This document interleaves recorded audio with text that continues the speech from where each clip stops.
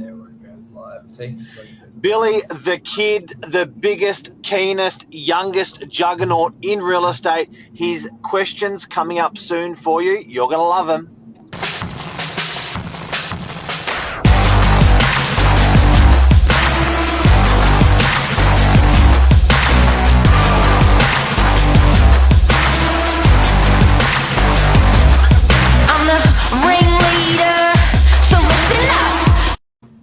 Good morning, everyone. Welcome to Morning Minutes. Myself, Michael Bergio, Billy, and Mark Novak. Episode 377.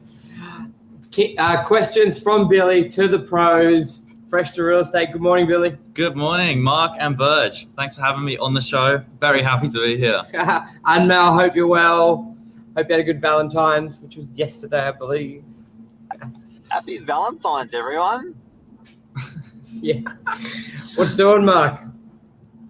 I'm pretty keen to talk to Billy about his experience, just to bring everything into perspective for people that are watching. He's been an agent for a very, very, very long time. I have, and Michael, not as long, but he reminds me of that. I'm very old. But Billy's old. Come in very old. Billy, when did you start working at Novak?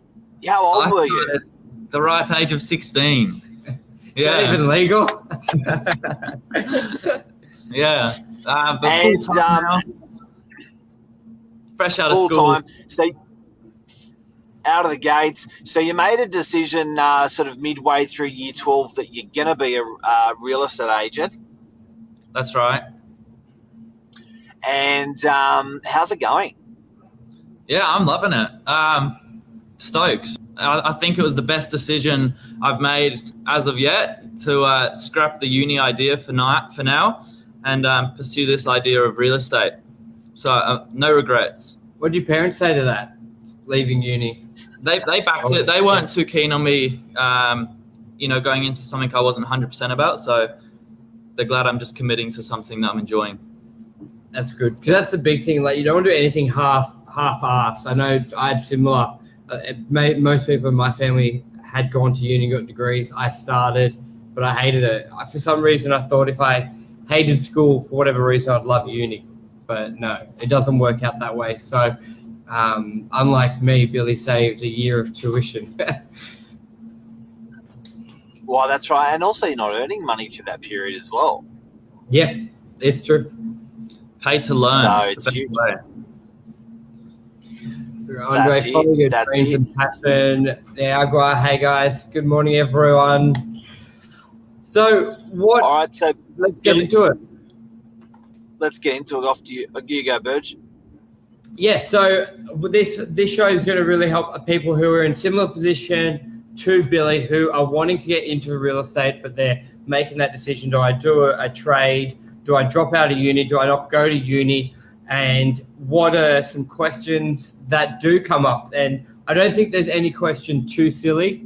As Andrea says, follow your dreams and passions. So sometimes they're basic questions or they're quite technical, but it's good to have that conversation. And not every 16, 18-year-old has access to a real estate agent to ask the questions. We always tell people, like, talk to people who are doing what you want to do. Like, if they're a pro athlete, if they're a lawyer, like, follow what they've done. But it's not always as easy as said. It's not as easy as do as said.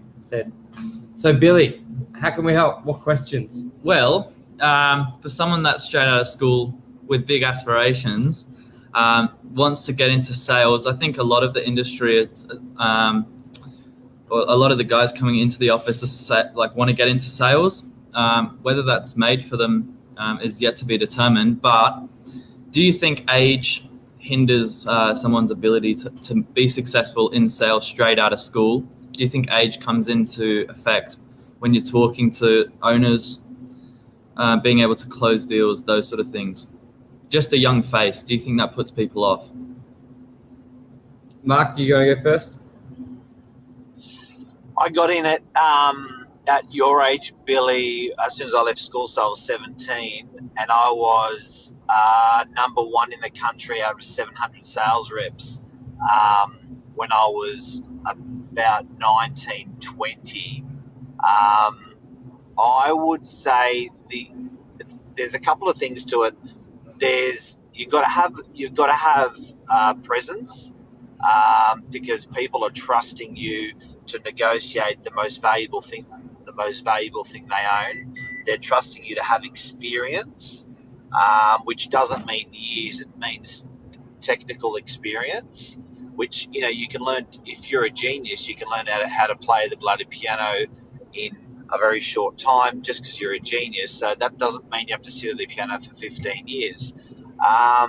So to answer your question, I would say no, age doesn't matter, but those traits that people need to employ an absolute professional to sell their biggest asset they have are very, very important. So if one can learn those traits, experience in the industry, experience, life experience, and be able to hold quite a really nice level-headed conversation with people all ages. There's no reason why you can't do that at 17, 18, 19, is my answer. Yeah, and I would agree. It's not necessarily the age, it's the experience and knowledge within the industry. And obviously, a lot of the time, age and experience sort of goes together, because you finish your schooling, you start at 20. Let's just say it's 2 years of grunt work and knowledge and experience and technical stuff you need to know before a buyer or a seller feels comfortable with you. So a lot of people bring it up because they'll finish school or whatever they're doing at 18, 19. They do their 2 or 3 years, and then they just see a lot of people getting into sales at, say, 21 or 23, and think that's where you've got to be. But it's not necessarily the age of the person. It's just that core knowledge around it. But if you do that at 14, 15, let's say you're working part-time in the industry from 14, and once you finish school at 18, you sort of know the ins and the outs, you just didn't have the time, then you'd be starting on a running start. So I think it's more that technical stuff, especially because at the end of the day, I get potentially when someone listing a house with you, there could be some reservations, but not necessarily with the buyer. Like if a buyer wants the property, if you know all the answers and can get the answers for them, a lot of the time they're going to look past your age and be more impressed with the answers you give them and the service you give. Like they're not buying you, they're buying the property, and how you make them feel is more important than how old you are. And when listing a property, that's why you normally start with, or you associate with, an older agent just to counteract that. So I think it's time it's that 10,000 hours. Now, if you start like that saying, Mark, to become a professional, you got to do 10,000 hours. If you start them when you're 10 and you're ready to go by 18, or you start them when you're 24, you've just got to, being in sales is the end goal. People think it's the starting point. Being at reception, being a property manager, doing leasing, all was before. People just want to start in sales, when it's not really the case most of the time. That's it. Billy, what else you got? So I was speaking to Mark a little while ago about this, but when you got into sales, everyone's, you're buzzing, you make your first sale, and then 20 years down the track, you're still chipping away. Mark, last year you closed the biggest deal on the beaches. Now, does that feeling change over your career? What's that? So the last bit? Do you still get excited? Does the feeling change? Does that closing the deal? Does that feeling change? Nah. Yeah. It doesn't change. It's as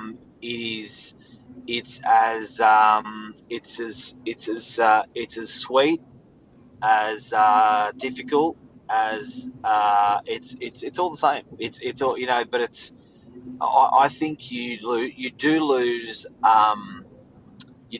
empathy when you're that transactional, which I really, really try to bring into what I do, because I think agents become a little bit insensitive after a while. I think it's one of the only industries. Someone told me a quote the other day. It's one of the only industries where you can be the best in your field and not how do they say it? Let me get that quote. I'll get back to you on that quote, guys, Yeah. because it was really well put. Where it's one of the only industries where you can have a shitload of experience and actually not do deals. So it's because there's that empathy side to it. So yeah, it's interesting. Yeah, and it'd be like someone who plays professional rugby. If you're not getting excited about scoring a try, then your time's sort of up. But you're 100% right there. Where that experienced agent does fall away is that emotional journey up until the sale, up until that's the hunt, the excitement of when you hear about contracts being exchanged. It doesn't matter if the deal's worth $100,000 or 20 million. It's still there. Huge. How do you, for an agent starting out, how do you put a good timeline or a good measure on someone's progress working towards an end goal? Because we all talk about starting, with the basics at reception and leasing, things that you necessarily might not want to do for the rest of your real estate career. But how do you make a good measure of working towards that end goal? Those initial 2 years. Well, I think you've got to try not to measure it. It's hard because you've just got to follow the process. It'd be like starting a gym routine and you're doing training for your first couple of months, but you're not seeing much results. And you're like, it's not working. Because I think you always have that battle as a real estate agent. You could work your hardest that month and have no sales, but then in 2 months' time, everything falls into place. So you've just got to stick to the process. If it's doing 500 drops, 1,000 calls, or whatever it is, you got to stick with it and be consistent and not sort of judge it day to day, week to week, and the process there. If you've been busy. Obviously, you can analyze if deals. There's a difference between a deal falling apart because you may have, messed up the negotiations and you could have improved it better, rather than just not being at the deal yet and just creating the movement around it. So it's sort of best not to, if you're doing the work basically, but not to measure it on sales if you're doing sales in that beginning bit. But that's why I always it's always good to start off with the lower hanging fruit, leasing deals, negotiating tenants, and if you're improving on that negotiation skill there. What do you reckon, Mark? Can you ask that question again? When we talk about getting those first 10,000 hours in and that timeline of working towards an end goal, which for most people in the office or industry seems to be sales. Everyone wants to do sales. How do you measure whether you're on a good path to reach sales in those first 2 years? I think it's probably reinforcing what Michael just said, but I'll put it in another way. It's all about patterns, and we all run in our lives patterns. We build this fabric of patterns, and everyone's fabric is different. Now, when you're selling or what you're doing, if you are building productive, good, healthy, fun patterns into your life and cementing them in to the fabric of your life and continuing to find other patterns, more patterns, bettering your patterns.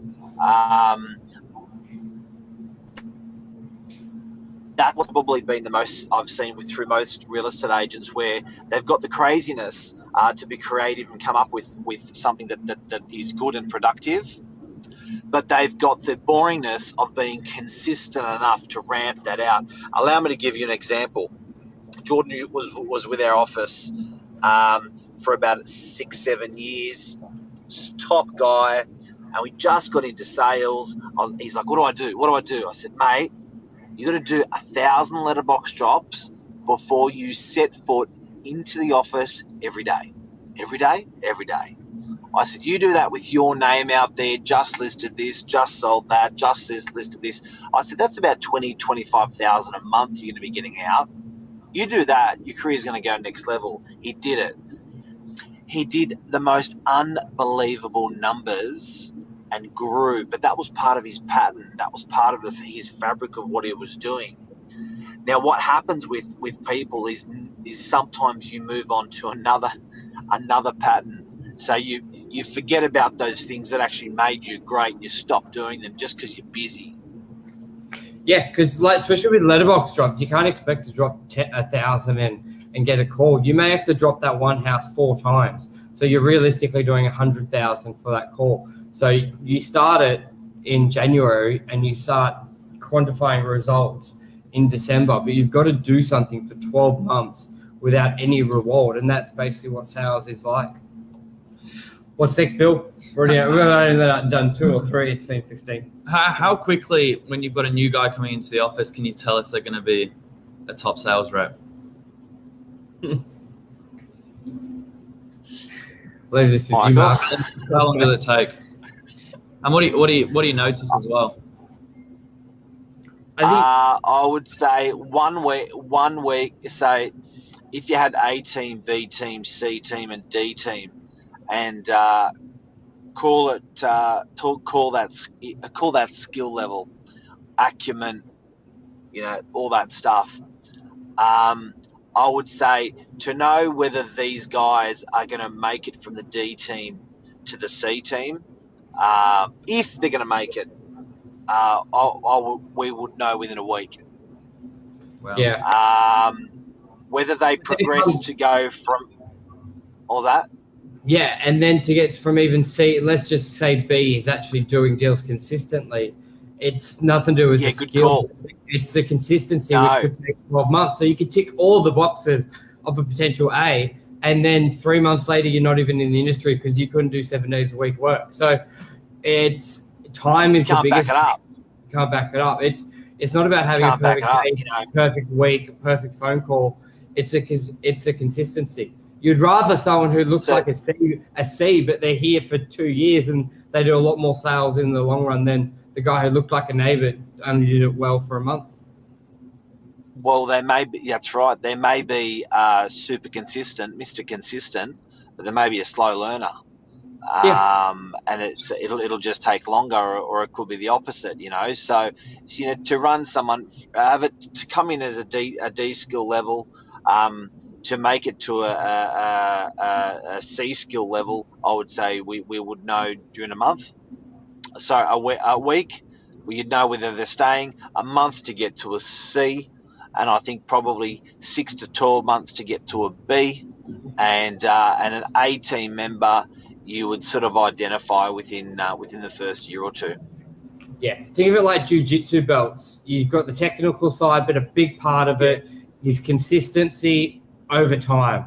You could be the best white belt, but you don't get the blue belt because you're on 1 month, off 1 month, on. Like it doesn't work. Next question, Bill. Do a couple more. When you looking back on your career, you like this, Michael? Yes, not bad. Yeah, well, looking back on your career, if there's one thing that's made you more money than anything else, and you could tell that young 18-year-old at the start, what would it be? Michael? Yeah, marketing and consistency. Market yourself? Yeah, market yourself because no one else will. So you've got to put your own content out. You've got to find your own ways and find what you enjoy doing. That's the biggest thing. If you don't like it, there's certain things you've got to do just to get it up and running. You've got to get calls out. Some people don't like door knocking. I hated door knocking, so I never did it. Once I realized I didn't. But then you make up for it with letterbox drop, Bing letters, billboards, and phone calls. Like find the couple of things you like to do, and you've just got to be really consistent. And don't just take the in the box thinking. Like that's where the billboards came from as well, with off the back of Mark's advice. It was sort of the way I thought as well. Just because you don't have a property there, look at something different. So market yourself. Otherwise, no one's going to know you, especially your first little while marketing. And pay for it yourself. Put it on a credit Invest in card. yourself. I always thought of this, and it's when you look at the amount of money an agent can earn, and you look at, say, someone who opens up a coffee shop, someone who opens up a coffee shop goes into 50 grand debt, 100 grand debt before they make $1. In real estate, you're starting off on a clean slate. Actually, you're getting paid. Actually, your employer's negative because of you. And put money in your own pocket. Go get a credit card. Go get a loan. It's a lot cheaper than opening up a business, and go market yourself. But that would be the biggest thing. And the thing is, no one will do it. Mark, think about starting day one, go getting it. Like, people will start their own business and get a personal loan of 20, 30 grand. Yeah, mate, I'm completely with you. It's like, a great way to look at it. Imagine being new in the industry and you get 30 grand behind you. You've only got to pay off maybe $200 a week. Like, your wage especially will start it, but you're backing yourself. And if you can't do that for yourself, who would list their property with you? Who would employ you?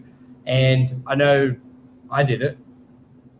Mark, you, me personally, but you only sort of, like, we did it together. If you saw me investing in me, you would invest in results. Like, I think any agent is very ignorant to think an employer is just going to be like, here's everything. Put your money where the mouth is. Clients will know as well. It just doesn't happen.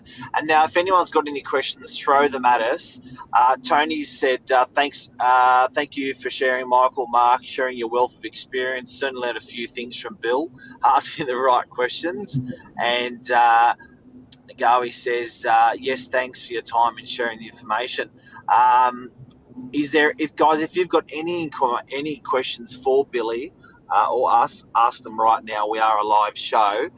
Billy, any other questions, or did you want me to answer that previous question, or have you got any more questions? No, I think you've covered it. Was that an invitation to get back on for next time, Mark? If there's some questions. Good. Mark is Billy's going into the kill live on a live show. Mate, we'd love to have you back. We're going to see. We'll ask the audience. It doesn't matter what we think. You'll ask the audience by request if they want Billy back. Billy's coming back. Yeah, mate, you did a great job. You did a great job with the questions. Billy's going to get all his mates to go on and ask Billy. yeah, bring Billy back. Bring Billy back. Bring Billy back. But right, mate, thank you very, very much. Thank you. A quick one. Here's one. What about quick one? Entering the industry mature age. Lisa Novak's a perfect example. Mature age. Hey, Lisa I love that. Yeah. How do you got a question? How do you get into the real estate industry as a new beginner? There's Tony, quick one. Yeah, so that was Tony. Well, we can answer them on another show. We'll go through them tomorrow. Let's go through some of those tomorrow. We may need to bring Billy back by the sounds of it. By some of there's even more of these questions that have been generated. But guys, have a great day. It is Monday. It is going to be a beautiful week. Enjoy, and we'll speak soon. And I'm just going to hit the outro. See you guys. See ya. Thank you. Thanks, Billy. Cheers, Mark.